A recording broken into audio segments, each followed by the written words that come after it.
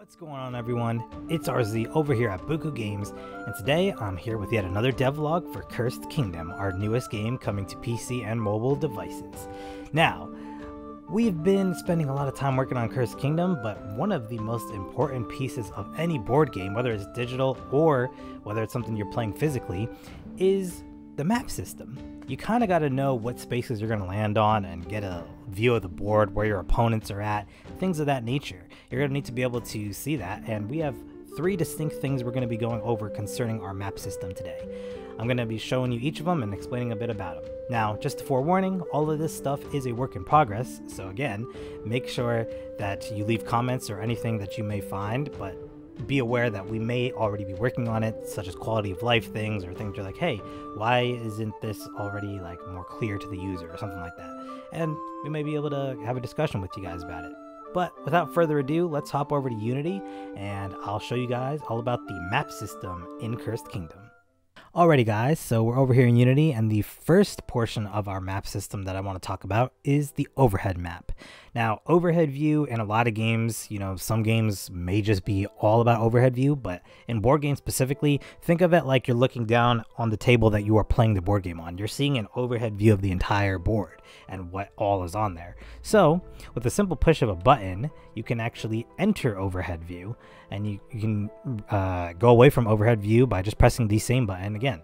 Now on mobile this will be different, and on mobile we actually have these controls here that you'll be able to use to navigate the board. Right now you just use the arrow keys on PC, but as you can see, it highlights the current space. This is a static view that you're going to have of the entire board here, and it highlights the current space you're on.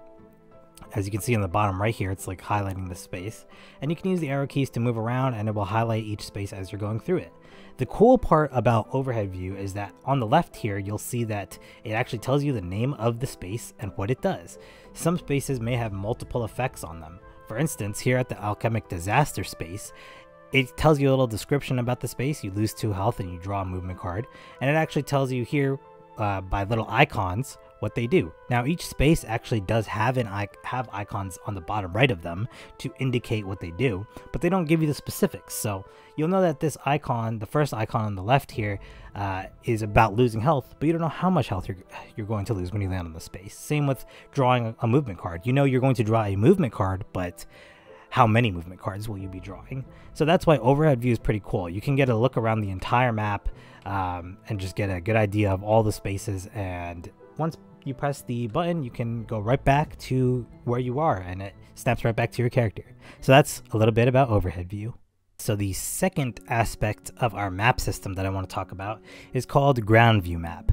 I know a lot of these names may change in the future, we just kind of have general names for them, but essentially what this version of the map is going to be is, again, you're going to press a button, or there's going to be some UI you interact with, and the camera will zoom in on a more perspective akin to what your character is seeing kind of view here. So this is good for if characters are nearby you and you want to check out where they're at. You can use the arrow keys, or again the map controls we have here on mobile, and go around and check out what spaces are next to you, what characters are next to you. It's a bit easier to see things in relation to where you're currently at while moving around. For instance, I can highlight here the mage space. Now as you can see, there are no indicators of what the space does in this mode. There will be in the future. That's just something we have not added as of yet. But you can go around the entire map and you can check out even the inner spaces here. Check out what all these do. Check out where this guy's at. I'm like, oh, he's over at the blacksmith. All right, I got to make sure that if I want to get close to him and start doing damage, that I need to get a card that's pretty high. But that's pretty much what you have for the ground map view. You can move around, you can look around the same way you do with overhead view, just in a more closer to your character's perspective sort of view. Alright guys, so for this last example, it's more of a quality of life thing, because as I was developing this map system, I kind of found out that, hey, when I'm looking at my movement cards that are in my hand, I don't exactly know, I don't want to keep having to go to the map, look for this, count the amount of spaces that I need to go, look for it, read what it does, and then come back. So one thing I developed, here we have the the archer character who's using our thief graphic for the time being, on the sand dune space. He is level 4. So with that being said, being level 4 allows you to go through these barricade spaces that are above him and up there on the upper half of the map. As you level up, you'll be able to go through these barricade spaces. So there are multiple branching ways you can go when you're traversing the board, and each space will do something different. So what we developed was something that's a little quality of life that tells you on the right side here, you may land on either one of these two spaces. Or if I click on the 4 card, it tells me all the different spaces that I could possibly land on here. Now, it may look a little weird with the math here.